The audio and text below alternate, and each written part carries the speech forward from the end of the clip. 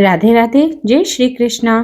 फाल्गुन मास कृष्ण पक्ष की विजया एकादशी का महात्म। युधिष्ठिर ने पूछा, वासुदेव, फाल्गुन के कृष्ण पक्ष में किस नाम की एकादशी होती है?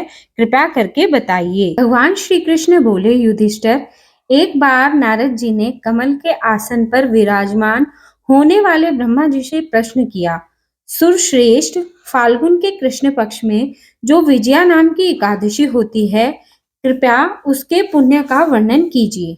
ब्रह्मा जी ने कहा, नारद सुनो, मैं एक उत्तम कथा सुनाता हूँ जो पापों का अपहरण करने वाली है। यह व्रत बहुत ही प्राचीन, पवित्र एवं पाप नाशक है। यह विजया नाम की एकादशी राजाओं को विजय प्रदान कराती है, इसमें तनिक भी संदेह नहीं है। पूर्व काल की बात है, भगवान श्री रामचंद्र जी 14 वर्ष के लिए वन में गए और वहां पंचवटी में सीता और लक्ष्मण के साथ रहने लगे। वहां रहते समय रावण ने चपलतावश विजयात्मा श्री राम जी की पत्नी सीता जी को हर लिया। उस दुख से श्री राम व्याकुल हो उठे। उस समय सीता की खोज करते हुए वे वन में घूमने लगे। कुछ दूर जाने पर उन्हें जटायु मिले, जिनकी आयु समाप्त हो चुकी थी। इसके बाद उन्होंने वन के भीतर कबंध नामक राक्षस का वध किया। फिर सुग्रीव के साथ उनकी मित्रता हुई। तत्पश्चात श्री राम के लिए वानरों की सेना एकत्रित हुई। हनुमान जी ने लंका के उद्यान में जाकर सीता जी का दर्शन किया और उन्हें श्री राम जी की चिन्ह स्वरूप मुद्रिका प्रदान की। यह उन्होंने महान पुरुषार्थ का काम किया था। वहां से लौटकर वे श्री रामचंद्र जी से मिले और लंका का सारा समाचार उनसे निवेदन किया। हनुमान जी की बात सुनकर श्री राम सुग्रीव की अनुमति ले लंका को प्रस्थान करने का विचार किया और समुद्र के किनारे पहुंचकर उन्होंने लक्ष्मण से कहा, सुमित्रा नंदन, किस पुण्य से इस समुद्र को पार किया जा सकता है? यह अत्यंत अगाध और भयंकर जल जंतुओं से भरा हुआ है। मुझे ऐसा कोई उपाय नहीं दिखाई देता जिससे इसको सुगमता से पार किया जा सके। लक्ष्मण बोले, महाराज, आप ही आदि देव और पुराण पुरुष पुरुषोत्तम हैं। आपसे क्या छिपा है? यहाँ द्वीप के भीतर बकदालभ्य नामक मुनि रहते हैं। यहाँ से आधे योजन की दूरी पर उनका आश्रम है। रघुनंदन, उन प्राचीन मुनीश्वर के पास जाकर उन्हीं से इसका उपाय पूछिए।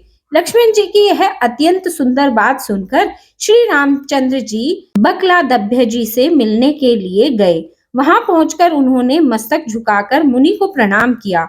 मुनि उनको देखते ही पहचान गए कि ये पुराण पुरुषोत्तम श्री राम हैं, जो किसी कारणवश मानव शरीर में अवतीर्ण हुए हैं। उनके आने से महर्षि को बड़ी प्रसन्नता हुई। उन्होंने पूछा, श्री राम, आपका कैसे यहाँ आगमन हुआ? श्री राम बोले, ब्राह्मण, आपकी कृपा से राक्षसों सहित लंका को जीतने के लिए सेना के साथ समुद्र के किनारे आया हूँ।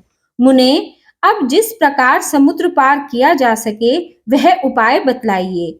मुझ पर कृपा कीजिए। बकलादभ्य जी ने कहा, श्री राम, फाल्गुन के कृष्ण पक्ष में जो विजया नाम की एकादशी होती है, उसका व्रत करने से आपकी विजय होगी।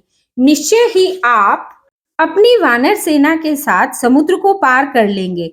राजन, अब इस व्रत की फलदायक विधि सुनिए। दशमी का दिन आने पर एक कलश स्थापित करें। वह सोने, चांदी, तांबे अथवा मिट्टी का भी हो सकता है। उस कलश को जल से भरकर उसमें पल्लव डाल दें। उसके ऊपर भगवान नारायण के स्वर्णमय विग्रह की स्थापना करें। फिर एकादशी के दिन प्रातः काल स्नान करें। कलश को पुनः स्थिरता पूर्वक स्थापित करें। माला, चंदन, सुपारी तथा नारियल आदि के द्वारा विशेष रूप से उसका पूजन करें। कलश के ऊपर सप्त धान्य और जौ रखें। गंध, धूप, दीप और भांति भांति के नैवेद्य से पूजन करें। कलश के सामने बैठकर वह सारा दिन उत्तम कथा, वार्ता आदि के द्वारा व्यतीत करें तथा रात में भी वहां जागरण करें।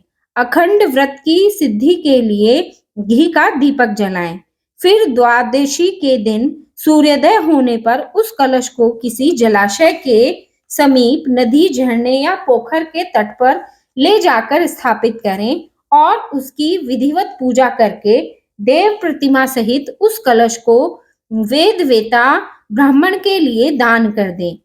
महाराज, कलश के साथ ही और भी बड़े बड़े दान देने चाहिए। श्री राम, आप अपने युद्धपतियों के साथ इसी विधि से प्रयत्न पूर्वक विजया का व्रत कीजिए, इससे आपकी विजय होगी। ब्रह्मा जी कहते हैं, नारद, यह सुनकर श्री रामचंद्र जी ने मुनि के कथन अनुसार उस समय विजया एकादशी का व्रत किया। उस व्रत के करने से श्री रामचंद्र जी विजयी हुए। उन्होंने संग्राम में रावण को मारा, लंका पर विजय पाई और सीता को प्राप्त किया। बेटा, जो मनुष्य इस विधि से व्रत करते हैं, उन्हें इस लोक में विजय प्राप्त होती है और उनका परलोक भी अक्षय बना रहता है।